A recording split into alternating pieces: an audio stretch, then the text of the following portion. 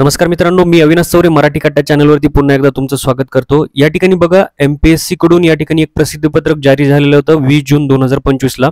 याच्यामध्ये आयोगाच्या ऑनलाईन अर्ज प्रणालीमध्ये उमेदवाराच्या खात्याची म्हणजे प्रोफाईलची केवायसी करण्याबाबत होतं। तर हे खूप महत्त्वाचं आहे, कारण केवायसी केली नाही तर या ठिकाणी तुम्हाला फॉर्म भरता येणार नाहीत हे त्यांनी सांगितलेलं आहे। त्या संदर्भातचं व्यवस्थित या ठिकाणी डिस्क्रिप्शन जे आहे ते त्यांनी दिलेलं आहे।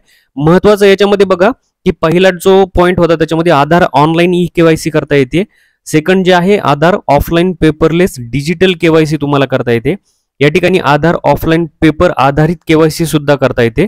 आणि त्यानंतर बघा, नॉन आधार जर असेल म्हणजे कुणाला जर आधार नोंदवायचा नसेल तर त्यांच्यासाठी सुद्धा ऑफलाईन केवायसीचा पद्धत अवेलेबल आहे।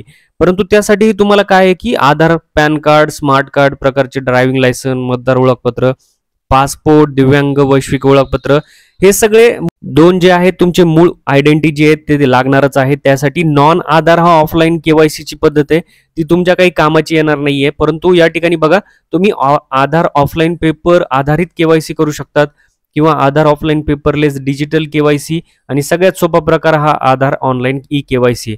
त्या संदर्भातचा मी डिटेल व्हिडिओ जो आहे तो या ठिकाणी बनवलेला आहे ऑलरेडी। तर तुम्ही हे जे एमपीएससी कडून ई केवायसी अपडेटचे प्रसिद्ध पत्रक झाले 4 प्रकारे ई केवायसी करता येतं, या ठिकाणी हे व्हिडिओ टाकलेला आहे ते तुम्ही बघून घ्या। जर तुम्ही या ठिकाणी मोबाईल नंबर तुमचा प्रोफाईल मध्ये वेगळा असेल आणि तुमचा आधार क्रमांकाला वेगळा, तर तो एकच कसा करायचा त्याचा सुद्धा व्हिडिओ या ठिकाणी मी बनवून टाकलेला आहे। हे खूप महत्त्वाची प्रोसेस आहे, तुम्ही या ठिकाणी चेक केली नसेल तर चेक करून घ्या। चॅनलवर तुम्ही नवीन असाल तर महत्त्वाच्या अपडेटसाठी तुम्ही चॅनलला सबस्क्राईब करून घेत चला, लाईक करा आणि शेअर करा। या ठिकाणी बघा, महत्त्वाचं कारण म्हणजे बऱ्याच विद्यार्थ्यांनी विचारलं की या ठिकाणी कधीपासून तुम्हाला या ठिकाणी ते चालू होणार आहे किंवा त्यांच्या प्रोफाईल मध्ये दिसत नाहीये की ई केवायसी कशी करायची। तर तुम्ही नाही का या ठिकाणी जे प्रसिद्धीपत्रक किंवा शुद्धीपत्रक पडलंय त्याच्यामध्ये तुम्ही चेक करू शकता। शेवटला पॉईंट नंबर 7 आहे, उमेदवारांच्या ओळख पडताळणी संदर्भात प्रस्तुत कार्यपद्धतीचा अवलंब हा दिनांक 15 जुलै 2025 पासून करण्यात येणार आहे। या ठिकाणी बघा, तुमचा जो काही या ठिकाणी ई केवायसी करायचा डेट आहे ती 15 जुलै 2025 पासून सुरू होणार आहे।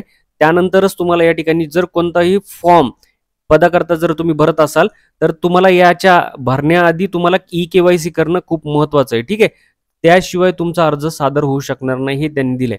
म्हणजे तुम्हाला 15 जुलैच्या नंतरच हे अवलंब करायचं आहे, लक्षात घ्या। ते ऑप्शन जे आहे ते तुम्हाला 15 जुलैच्या नंतरच त्या ठिकाणी तुमच्या प्रोफाईल अपडेटमध्ये दिसणार आहे।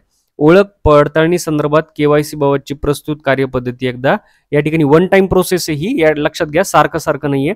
ही प्रोसेस झाल्याच्या नंतर काय होणार आहे, जेव्हा याच्या व्यतिरिक्त जर तुमचं कोणतंही एखादं प्रोफाईल असेल किंवा या ठिकाणी एमपीएससीचं अकाउंट असेल तर ते या ठिकाणी बंद होणार आहे। म्हणजे जे वन टाइम पासवर्ड तुम्ही टाकून दिलेला आहे किंवा केवायसी करताल कंप्लीट, तेच या ठिकाणी खातं जे आहे ते प्रोफाईल कंटिन्यू राहील, अन्य खाती निष्क्रिय करण्यात येणार आहेत।